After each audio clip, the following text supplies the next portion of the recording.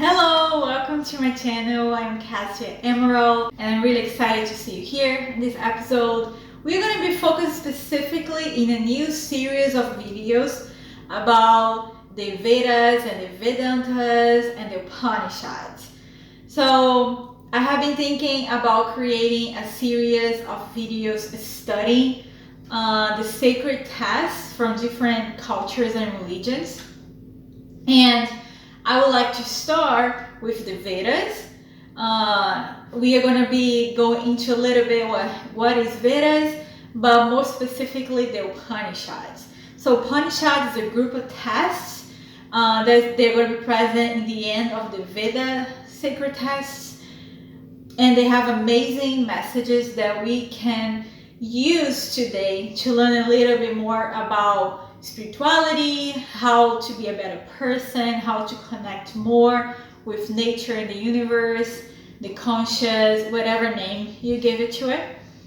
So I'm going to be creating a playlist on the channel where each episode we're going to be reading a different part of Upanishad. In total, we have 13 of the main, most famous Upanishads, and each episode we are going to be focusing on one of them. So today in this episode, we're going to be talking about the Isha Upanishad. The Isha Upanishad is one of the first Upanishads, and they have around 13 to 16 verses. And in today's episode, we're going to be discussing about verses 1 to 3. So these verses are really complex. They have a really deep message. So I thought that if I try to do the entire Isha Upanishad in one episode, we are going to end up not discussing really important topics and maybe not going so deep on the message. So for that reason, I'm going to be dividing per verses. So it's going to be a long playlist and I hope you enjoy it. And I really want to highlight that I am not an expert on this. I'm not a religious leader in any way. I don't study deeply the Vedas as a lot of people spend their whole life doing it. I'm basically like you, that's just interested in learning more things, reading about things. So I'm going to be making this video as someone who wants to learn and someone who wants to discuss about these topics and want to learn from it. So I hope you enjoy, and if you do, please subscribe to the channel, like this video, and definitely leave a comment, because that will help me so much to keep creating this content. And then, as I said before in other videos, my main goal is to create a community with people that is interested in talking about spirituality, literature, philosophy, history. So if you are one of them, please leave a comment and let me know your thoughts about the Isha Upanishad.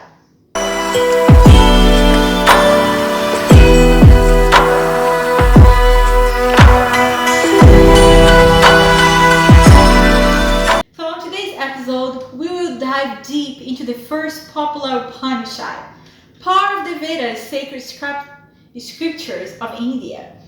So before we start our reflections, let's understand the structure of the sacred texts of the Vedas and its origins. So the first question would be, what are the Vedas? So the Vedas are the oldest sacred scriptures of India, composed in ancient Sanskrit thousands of years ago. Estimates range from 1500 BCE to 500 BCE, though the knowledge they contain is traditionally considered timeless and even eternal. So the word Veda means knowledge or wisdom. So these texts are a vast collection of hymns, prayers, ritual, chants, and also philosophical discussions. So there are four main Vedas. We have the Rig Veda, the more hymns of praise to deities. We have the Yajur Veda, there's more formulas and rituals for sacrifices. We have the Sama Veda, there are more musical and chants. Atharva Veda, there's spells, healing, and everyday rites. So these Vedas were originally passed down orally by a priestly class called the Brahmanes for generations before being written down.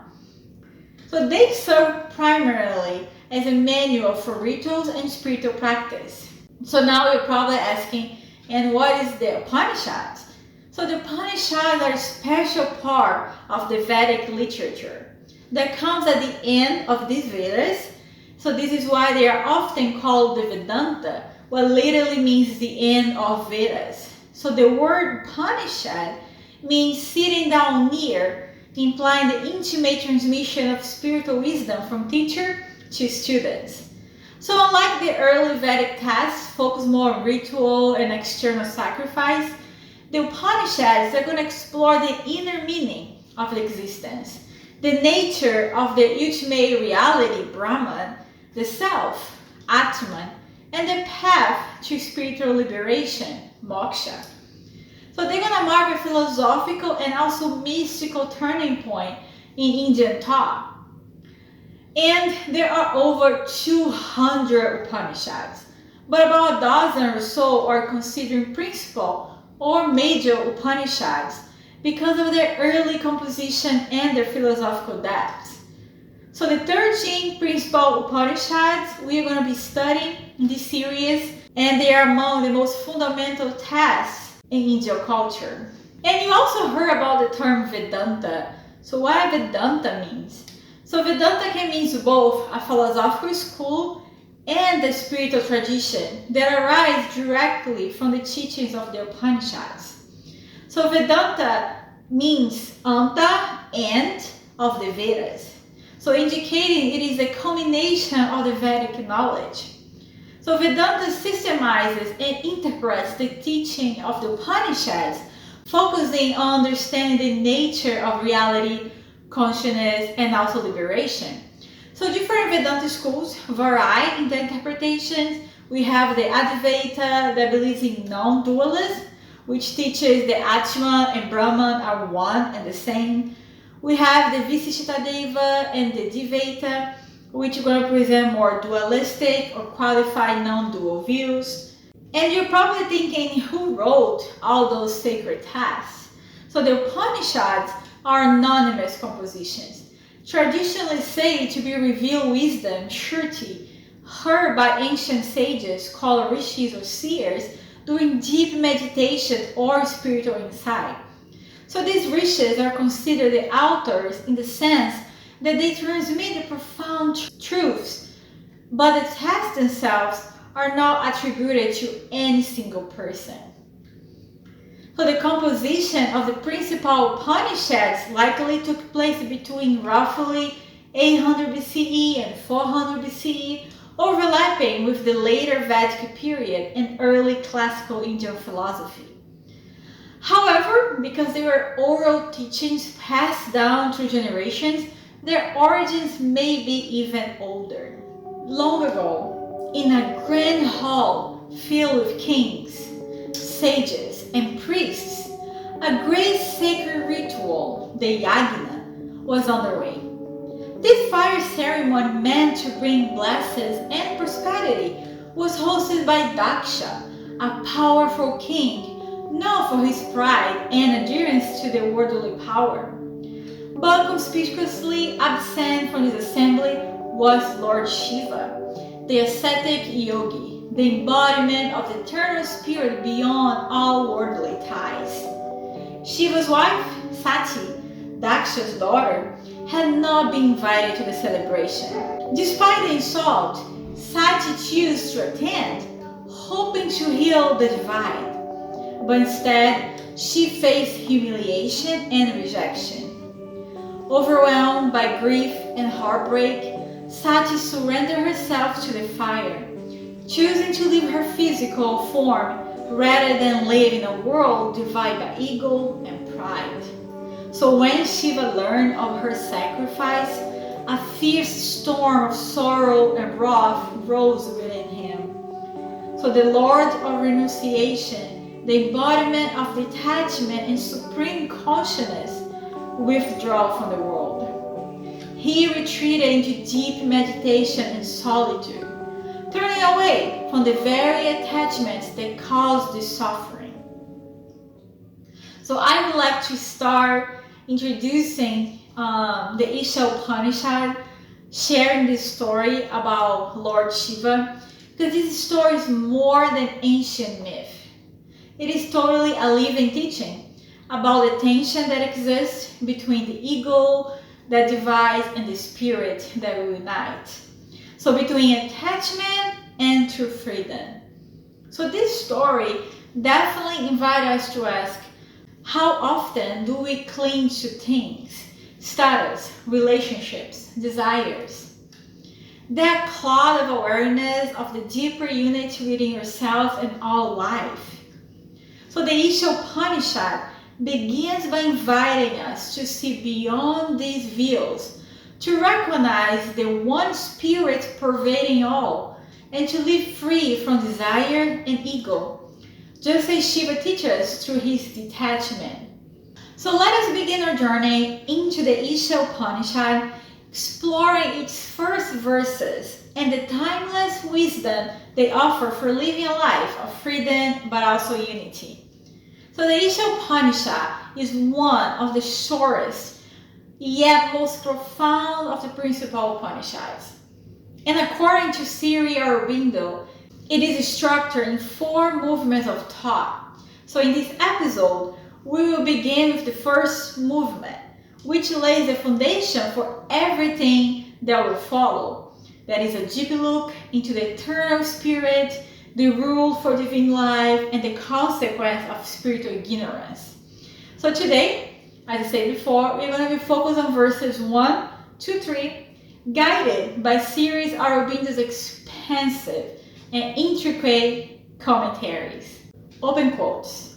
All this, whatever moves in this universe, is pervaded by the Lord. There renounce it, enjoy. Do not covet anyone's wealth. So, according to Sri Aurobindo, this verse contains 3 essential ideas. First one, the one and stable spirit inhabits and governs a universe of motion. The notion of motion is really important. So keep that in mind. Second one, the rule of divine life, to enjoy all by renouncing all through inner detachment. It's not about isolating yourselves from the world. It's not about acting in the world, but it's about understanding how to enjoy life by renouncing attachments to it. And the rejection of desire as the foundation for true enjoyment. So I know just setting up these 3 main ideas behind it can still sound so complicated. So let's go deeper into each one of them with Sri Aurobindo and try to understand how that can apply to our lives today and can help us in our spiritual journey. So Sri Aurobindo tells us the spirit, who is pure, unchanging, eternal, is the Lord of all this movement. So this movement includes everything that changes, from the stars to the smallest emotions inside us. Every object, every motion, every appearance of reality is actually spirit in manifestation. So everything around us, all the emotions, everything that moves in your life, from the stars to the ocean to our own emotions, everything is a form of the spirit manifesting in this reality. So he writes, the movement with all its form objects has been created in order to provide a habitation for the spirit, who being one, yet deals in the multiplicity of his mansions. In other words, we are not separate from this spirit. We are its expressions. Whatever name you give it to a God, conscious, we are part of the same spirit. So that means we are all one together in this spirit. So we are basically expressions, manifestation of this big conscious, of this big God. He created us, but we are part of him as one. And if I am part of him, the tree is also part of him, other people is also part of him. So then we start creating a sense of unity with everything around us. And this for them is not a metaphor, it's not a metaphor, it's a literal concept. So the microcosm is the microcosm. Every part is the whole presenting itself in a particular point of view. So if this is true, if we are all one divine being in many forms, then why do we suffer? Why do we feel divided from each other and even from ourselves? So this is where Sri Aurobindo brings in the concept of Avidya, that means ignorance. Avidya isn't just a lack of information, it is a fundamental misidentification. It's the belief that I am only this body, this mind, this personality, that I am separate from the rest of existence. So in this world of ignorance, Avidya is where grows the ego. The sense that I am one thing and you are a completely other thing. But this ahamkara, this false identity, leads to what? Desire, suffering, fear, alienation. Why? Because if I am disconnected to everything around me and even to myself, I need to fill the void with something. And our tendency, the ego tendency, is to desire things, is to suffer, is to fear what we don't understand, is to alienate from spirituality, from reality, from others. So Sri Aurobindo will say, desire is the badge of subjection with its attendant discord and suffering. That which is free, one and Lord, does not desire, but inalienably contents, possesses, and enjoys. So in the end, what is renunciation for real? Renunciation of desire, renunciation of all this ignorance is not giving up the world. It's giving up the illusion of ownership and lack. Because if we are one with the spirit, if we are one with the conscious, we are never alone. We are never in solitude because we are part of everything around us. All of us are manifestation of this conscious, this spiritual conscious. We all come from the same source. We are all just different manifestation of the same source. So understanding that is not renouncing the world around us, but embracing, because we are all one. But it's understanding too that I don't need to own anything around me because I am one with it. If I'm one with everything around me, I don't need to own it because that's already part of me. And at the same time, if I am one with everything around me, I don't lack anything because we are all part of the same. So ownership and lack are illusions that if we really understand and renounce, we can be one with ourselves, one with this big conscious in the universe that we all come from. So the renunciation demanded is not a moral constraint of like self-denial or physical rejection. It's nothing like that, but an entire liberation of the spirit from any sense of craving after forms of things. We don't need to crave anything because we are everything. We are part of the same source of the trees, the nature, the people. So if you are part of everything, we don't need to crave anything because everything is part of us. So this kind of concept can be really complicated for us, and I would say even for me, because even though sometimes intellectually I can understand what the message is, I feel like it's hard to apply in your daily life, especially when you feel stressed, when you feel lonely or disconnect. But at the same time, knowing this interpretation, knowing this message, and maybe taking it as a truth, for my own spiritual journey, helping me to feel more connected. So when the negative thoughts of desire, isolation, sadness, or disappointment come from, I always try to remember myself of this logic that I am part with the one. We all part of the one, but there is no need to feel so detached, because all these are just manifestation of the spirit.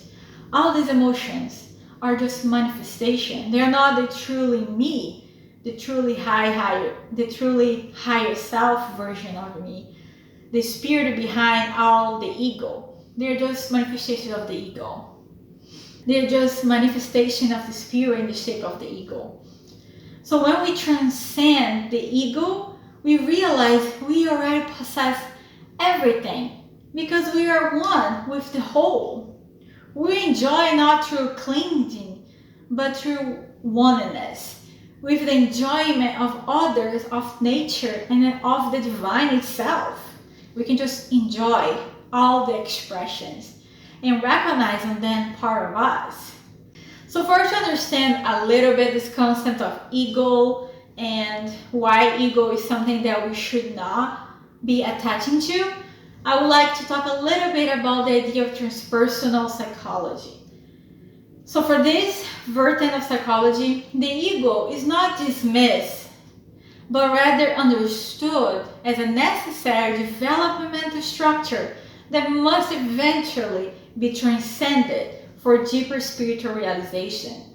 So according to Ken Wilber, a foundational thinker in this field, the ego is a stage in human development. It's part of the personal self, the organized identity, and learn how to adapt to society. However, Wilber will emphasize that the ego is not the enemy of the spiritual path, but its foundation. So in his integral model, individuals evolve from egocentric to ethnocentric to word-centric, and eventually to transpersonal levels of awareness, where identity shifts beyond the ego into the universal or cosmic self.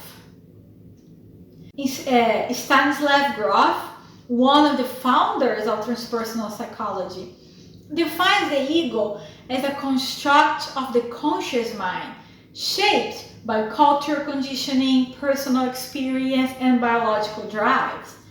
He's gonna say that while the ego is vital for the everyday functioning, it can become a prison when one over-identifies with it. So through non-ordinary states of consciousness, such as those induced by meditation, brief work, or psychedelics, Grof observed that people can access trans-egoic states where the boundaries between self and the world completely dissolve and we become one, revealing a deeper identity that is interconnected with all life around us. So what we are learning here is that even though ego is important for material life and society, ego is a construction of our cultural, of our language, of the biological, of our DNA. All that is going to influence who we are as a personality. However, that's not everything we are. We have a level of consciousness that is beyond the ego. Because while the ego is only attached to our emotions and sometimes our lower level of thinking, it's limited us because they want us to survive. So that brings us the surviving mode, the adaptation mode to society standards. The spirit is this conscious beyond all of these emotions and limitations of the ego, and is the source of the higher self that connects us to this big spirit and conscious, we can call God or whatever we want to call universe, where we come from. And this conscious have the ability to look at the ego and understand, hey, this is an emotion, I don't need to attach to it.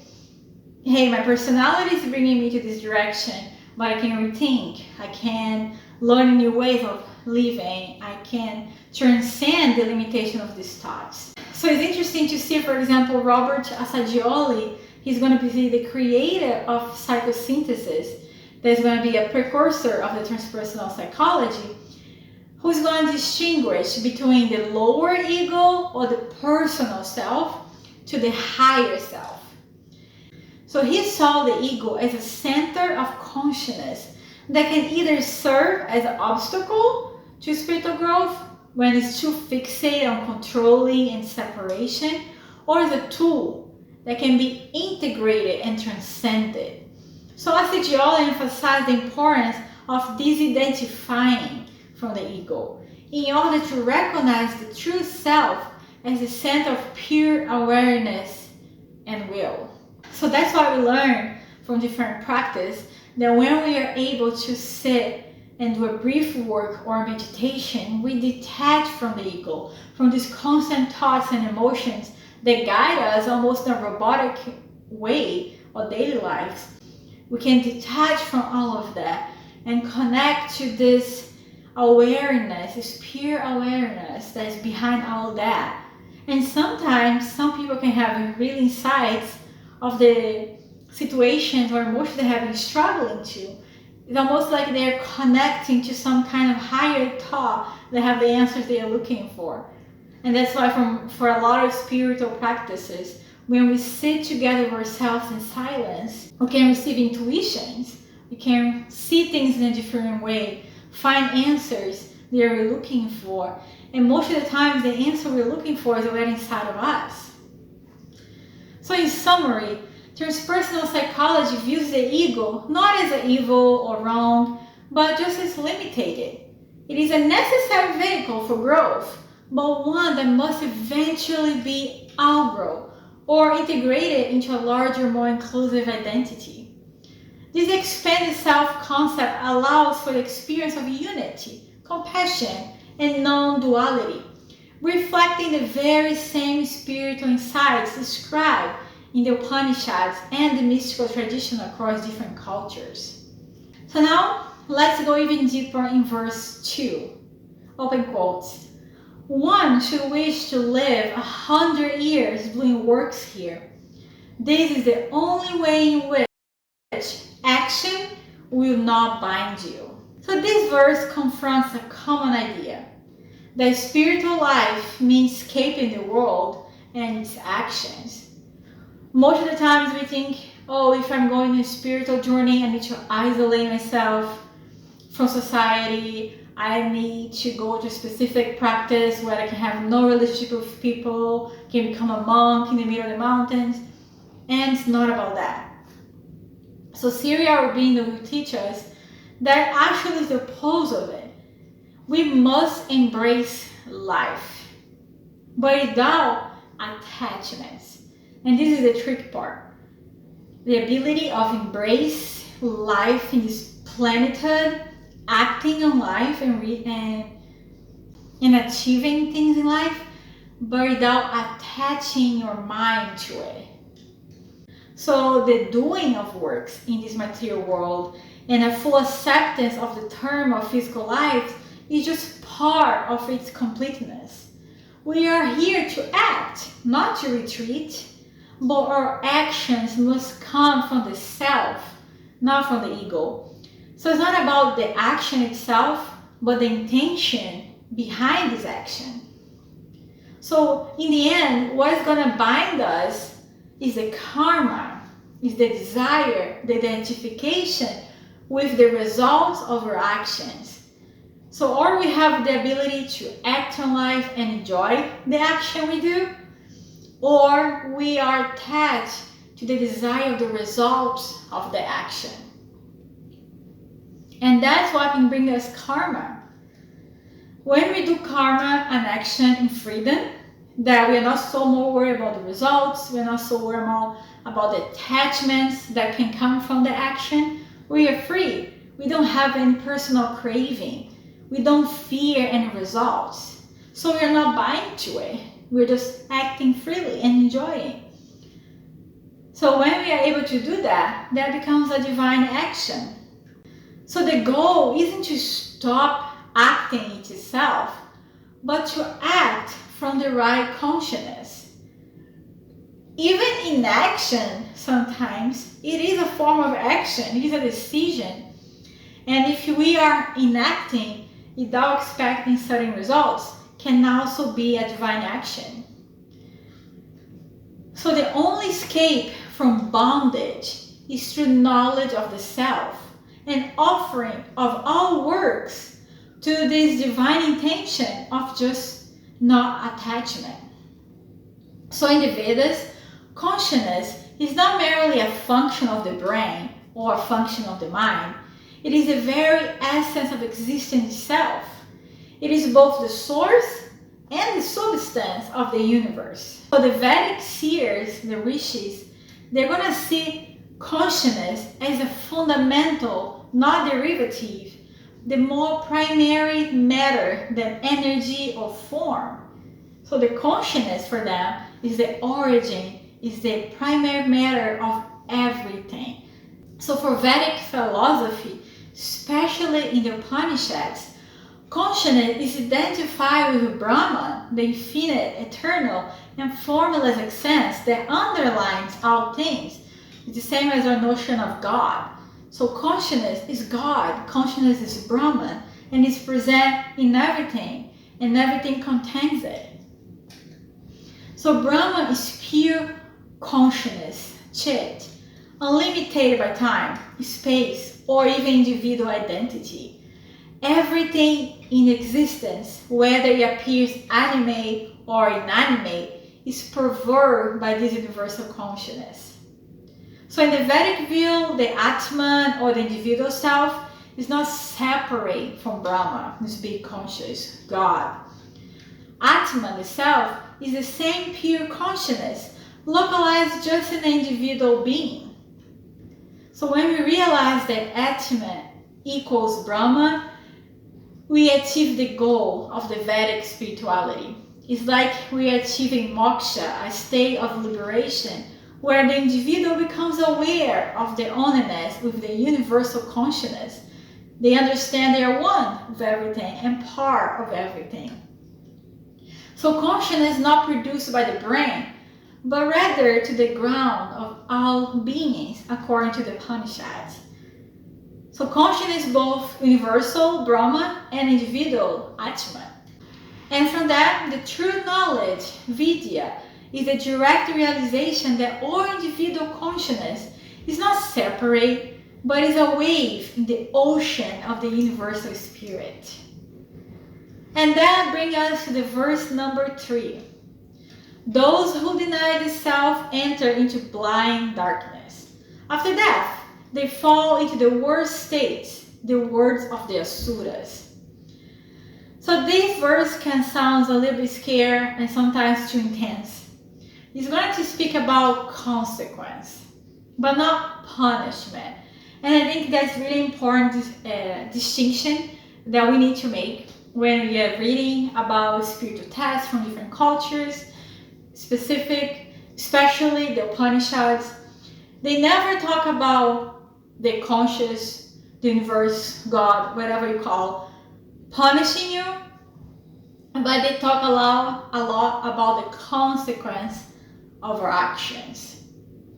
So it is a description of what happens when we kill the self within us by ignoring or completely denying the presence of this higher self. When we are attached too much to the material desires and achievements of the ego, and then we forgot who we truly are, and then we live a life completely lacking, with the feeling of lacking everything, just connect from who we really are, things we really want to do. We live in sadness and feeling so disconnected with true self. We are not living, we are completely ignoring the self. And when we do that, we are doing that by a choice. So our choice brings a consequence, not a punishment. So Sri Aurobindo says that the asuric worlds that we go through after death are not literally hells. They are just states of consciousness marked by obscurity, conflict, and separation. So when we refuse to recognize our divine essence and live only for the ego and for the senses, we cut ourselves from the light. It's just a choice. That's how we're choosing to live life. And when the physical life ends, we do not escape movement. Remember that I said movement is really important?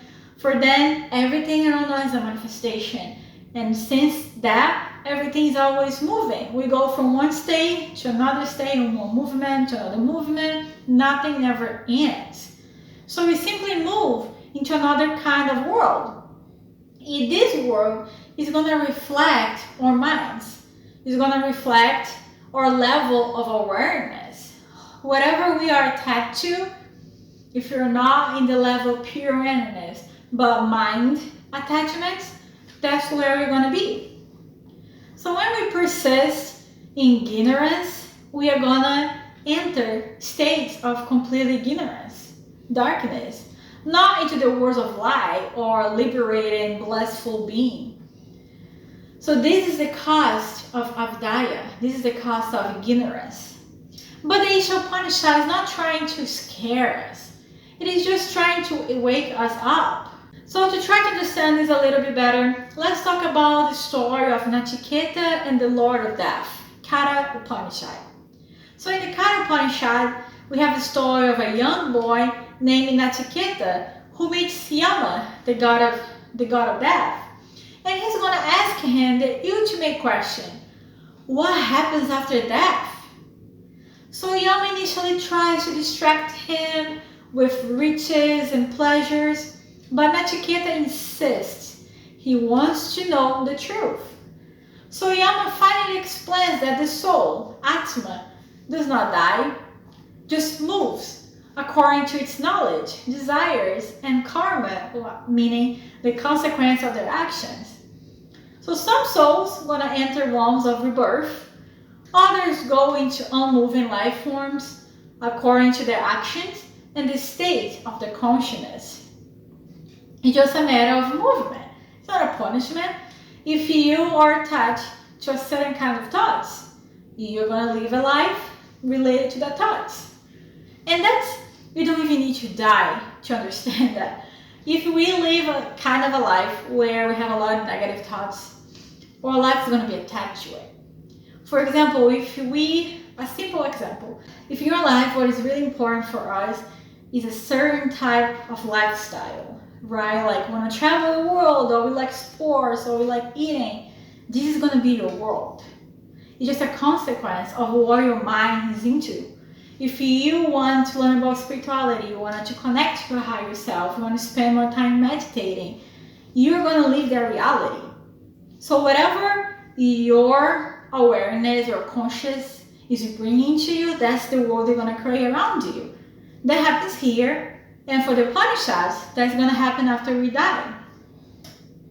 So Yama tells Nachiketa that the souls that realize the self, the true higher self, Atma, goes beyond birth and death. But the ignorant remain trapped in the cycle of becoming, moving from one form or world to another, shaped by the inner state. This directly mirrors the line from the script: we do not escape movement, we simply move into another kind of world. The Bhagavad Gita will also share the same idea. Krishna in the Bhagavad Gita will teach Arjuna that the moment of death, the state of one's mind and awareness, determines the next state of their existence. Whatever one remembers at the time of death, that alone is rich. O son of Kanti, because that is the state the soul is absorbed in. So whatever your soul is focused on, that's the life you're going to have. And that's a choice. We can always change that in one way or another. So it's not about scaring us. It's just letting us know the reality. So Krishna explains that those who have cultivated devotion, knowledge, inner stillness, may attain higher realms of awareness or even liberation. But those still bound by desires, ignorance, will move into the worlds of desires and ignorance. lower or lateral realms of becoming. So they're showing the process of waking up for this true self. So it's a process. And nothing's forever. We are always moving, we're always learning, and we are always just improving ourselves in a certain way or another. But let's bring another story. And this one is the 3 lives of the King Bharata that is present on the Bhagavata Purana. Bharata the king was not just any kind of king. He was a great ruler and a deeply spiritual soul. So virtuous that the country of India was later named Bharati in his honor. So after ruling justly for many years, Bharata renounced his kingdom, wealth, and even family to pursue liberation. He retreated to the forest to live as an ascetic, practicing meditation and worship of the Supreme. His heart was pure, his practice was really strong, and his detachment seemed complete until something small and unexpected happened to him. So one day, a pregnant deer near the river was startled by a lion. She leaped into the water, gave birth, and ended up dying. So the baby deer floated helplessly downstream, crying. So Bharata saw all that, and he rescued the deer and, moved by compassion, began to care for it. So at first he tried to remain detached, but over time his emotional attachment grew. The deer became his companion, and Bharata started worrying constantly. Was it safe? Was it fed? Was it nearby? So his meditations were completely interrupted. His mind was no longer centered on the self, but on the deer. So when Bharata died, his last thoughts were not on the divine or on the freedom, but on the deer. Wherever one remembers at the time of death, that state he attains.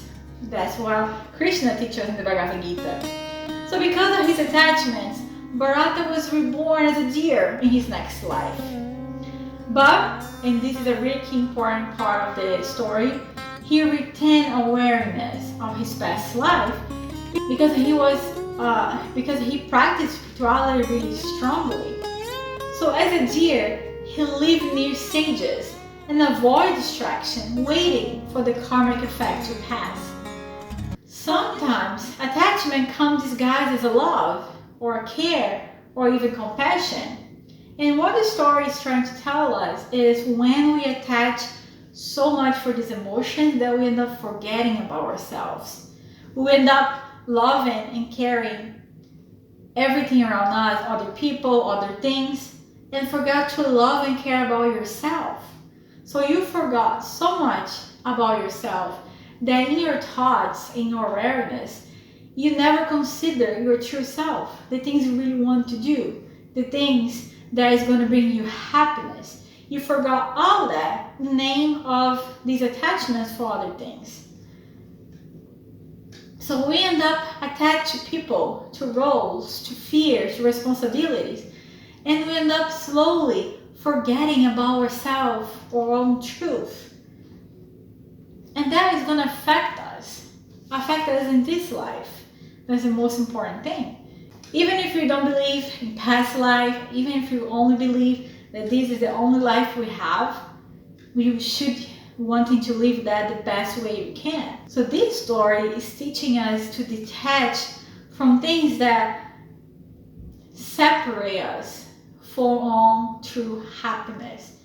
Not attaching our thoughts or conscience to external things that is more important than yourself. It's not about not loving others, but it's about not attaching all your consciousness to them, all your happiness to it. So Bharata didn't do anything wrong in a moral sense, but his mind in his final moments wasn't free. He was worried, he was concerned, he was attached. He was wrapped around something outside of himself. That's what led him to this next birth. Not as a punishment, it's never about punishment, but just a reflection of where his consciousness was centered. So this story is a metaphor for us to understanding that wherever our mind is our life. If our mind is always depending on other people's happiness and acceptance, that's where we're going to be living the whole time, in other people's emotion and in other people's thoughts, to a point you forget your own thoughts and emotions. So that's why we need to avoid, if you really want to live a fulfilling life, closer to find our own true self. So just like Bharata, we carry our awareness with us. Our attachments become the momentum of our soul's next movement, whether into another lifetime or even just in the next chapter of our life. Wherever our soul is, that's gonna bring you the next movement of a moment in your life. So right now, what's the next movement that you want to do in your life? Wherever your thoughts is, your consciousness is, that's gonna bring you the next movement you're gonna make. Is this movement close to your true health and true happiness? Or it's not, or it's attached to all other things that doesn't truly matter. But the question isn't, what am I attached to? The deeper question is, where is my consciousness rooted? So it's more deep. Sometimes you feel like attached to something material. But why? Where is your consciousness attached to that is making you feel connected to this material thing? Is that because you're not connecting to yourself and you're gonna try to fill the lack with this desire? So the thought is always so deep. So the story invites us not to reject life, but to live it with full presence and inner clarity, to love, to care, to act, without forgetting who we truly are. So the key takeaways from the verses 1 to 3 is that everything is divine. The Spirit pervades everything, movement and stillness alike. So I would like to close this episode with some reflection questions for you to think about it. And if you want, I would love you to share in the comments. So where do I feel like I need to own something to enjoy it? What if every moment, every being was a front of the divine? Am I acting from ego or from my deeper self? What would it mean to let go of the personal desire and just act in unity with everything around me? How does that sound to you? How does it make you feel? And they say, if it is feel good, it's God. If it feel bad, it's not God, meaning you're just not your true self, who you truly are. Think about what makes you feel good. You feel your consciousness feel good and happy and excited and stimulated. Thank you so much for watching this episode. In the next one, we are going to be we're going to continue exploring the Isha Upanishad. As I said, this is going to be a playlist in this channel. So if you enjoy, please share in the comments your reflection of all these thoughts. And maybe even if I forgot something, you can definitely share with others. And I hope you enjoy, and I'll definitely see you in the next one. Ciao!